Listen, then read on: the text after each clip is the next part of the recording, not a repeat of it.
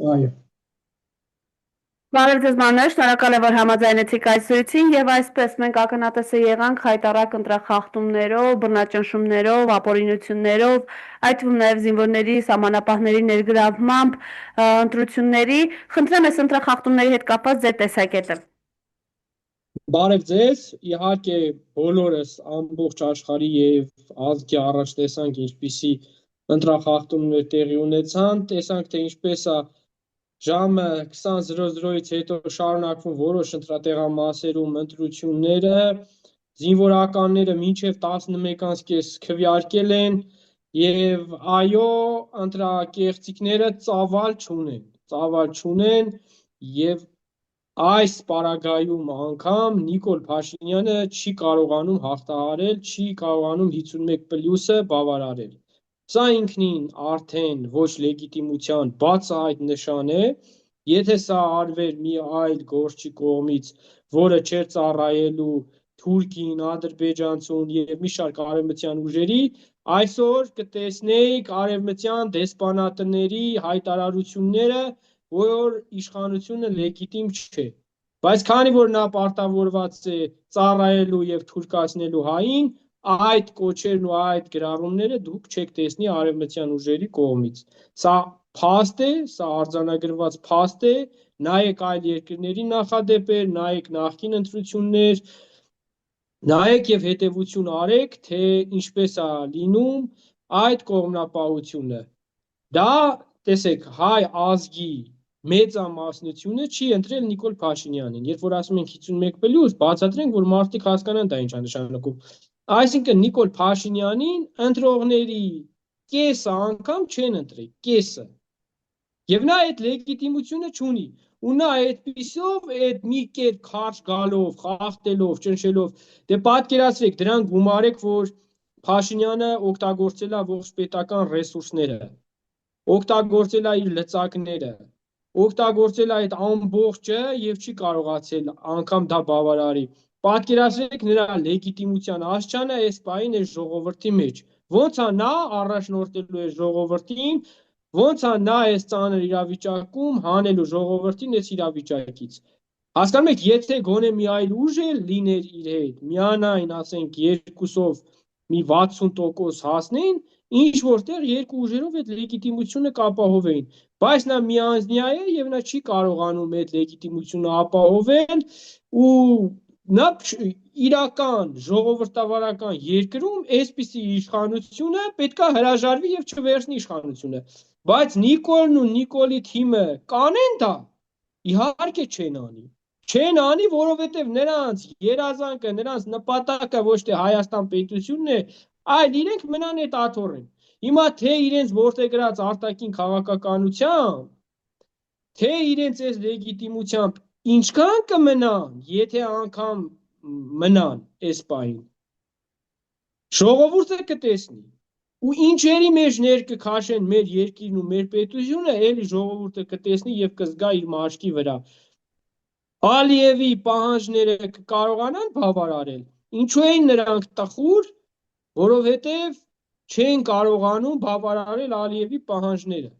Ալիևը իրենց վզին դրել էր, որ գոնե մի 55-ից 60% պետք է Նիկոլը քվետանի, որ սահմանադրությունը իրենցով կարողանան փոխեն։ Հիմա տխուր են այդ մարդիկ, բայց չզգացիք ասուլիսի ժամանակին չէին տխուր։ Տխուր են մարդիկ, որ Ալիևի պահանջը չեն կարողանում բավարարել։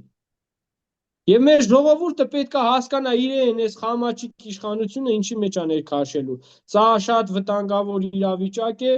ինչպիսի հետևանքներ կլինեն, կտեսնենք։ Այդուհանդերձ մենք տեսանք, զինվորներին ինչպես էին տանում ընտրատեղամաս 20:00-ից հետո, ինչպես Հովհաննես Իշխանյանն է ասում, իրենց քնի հաշվին քվե պոկելու համար, եւ այսօր գլխավոր շտաբի պետն էլ իր հերթին ասում է սահմանադրորեն սահմանված իրենց պարտականությունն են կատարել զինվորները, խնդրեմ։ Դե իրենք ինչն են արել, որ դա կարողանան դրա պատասխանը տալ։ Սա կոչվում է կեղծարարություն, սա կոչվում է բեսպրիդելություն, սա կոչվում է պարտադրանք, սրա մասին այո պետք է խոսվի, պետք է ներկայացվի, պետք է տեսանյութերը տեղադրվի, Եվ այս պատոշները, ինչքան ուզում ես, այսպես փաստերը, դիր դեմները, մեկը պատոշ են, անինքնասեր են, անթասիբ են, իրանց համար մեկը։ Բերես այդ փաստը մցնես աշկերն էլ մեկը, պատոշի պես իրանցը պետք է ասեն։ Այս տիպիների, այս սրանց նմանները հնես չի, ծանոթ չեն, հասկանալի է, իրենք ինչ են անում, ինչի համար են անում, իրենց կերի, իրենց փորի, իրենց ստամոքսի, բայց մեր ժողովուրդը պետք է հետևություն անի։ Տեսեք, ձեր զինվորին տարել են ժամը 8-ից մինչև 11:30 քվեարկել են տալիս։ Սրա վերաբերյալով ինչ հայտարարություն է անում, մենք ենք մենակ խոսում, բայց միջազգային կառույցներ, իրավապաշտպաններ, դեսպանատներ լուռ են, ծպտոսները դուրս չի գալիս։ Արևմտյան մի շարք ներկայացուցիչներ հապճեպ շնորհավորում են, Զելենսկին գիշերը չի քնում, ելնում Նիկոլ Փաշինյանին է շնորհավորում, այդ ինչի։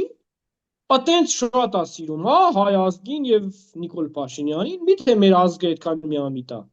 Ժողովուրդ ջան, այդքան միամիտ եք, դուք չեք հասկանում Զելենսկին ինչա հապճեպ շնորհավորել։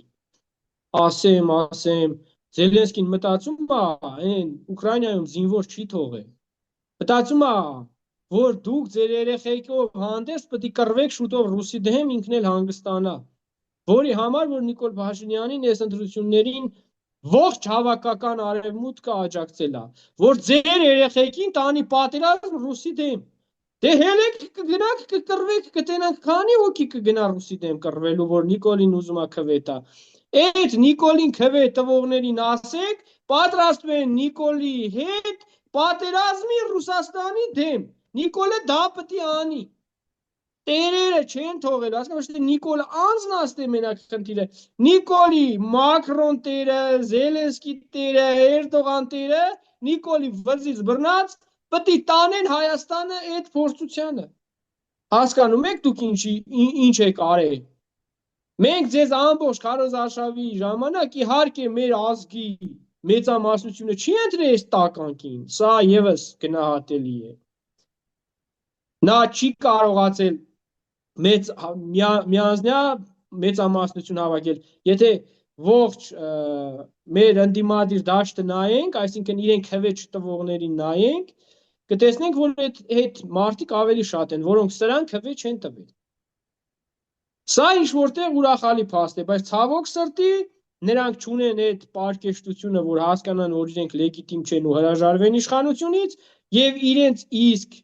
գրած օրենքներով իրենք կարողանում են մանյովրել եւ կարճել էլի իշխանությունից։ Իրենք այդ օրենքները դրա համար են տարիներ շարունակ փոխել։ Իսկ իրական օրենքով այս պարագայում, երբ որ 51+ չի ախտարի արդարությամբ, ճշմարտությամբ, այսպիսի իշխանությունը պետք է հրաժարվի, չվերցնի իշխանությունը։ Բայց իրենք չեն անի, ել եմ ասում, իրենց Նիկոլ Փաշինյանը ասում էր 300,000 մարդ թող եթե դեմ լինի, ես կհրաժարվեմ իշխանությունից։ Արա 700,000 մարդ քեզ դեմ ա եղել, 700,000։ Բա ինչի՞ չես հրաժարվում։ Եղա որ դու ստեղել ես ստախոս, դու ասում էիր, եթե ես ընտրություն կեղծեմ, երկու ձեռքս կտրեք։ Կեղծեցիր, էտել կեղծեցիր, Արցախը հանձնեցիր,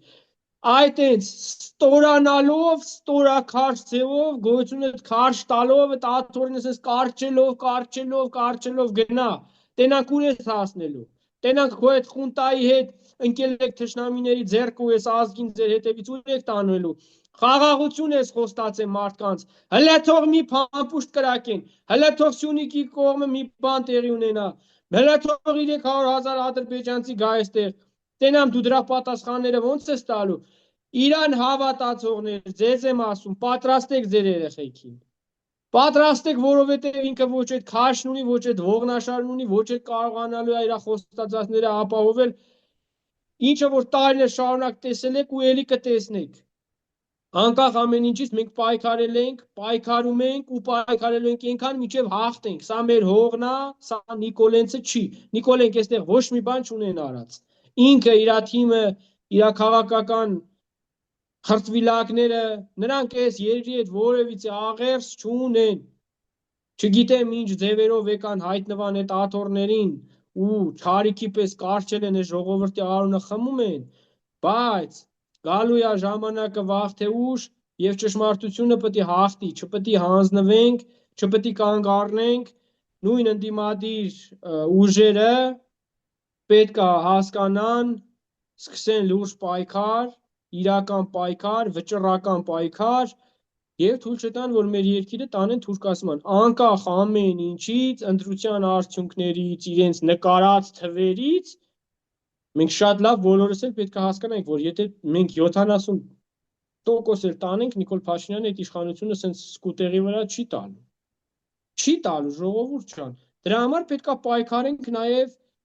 փողոցում մեր օրինական ճանապարհներով։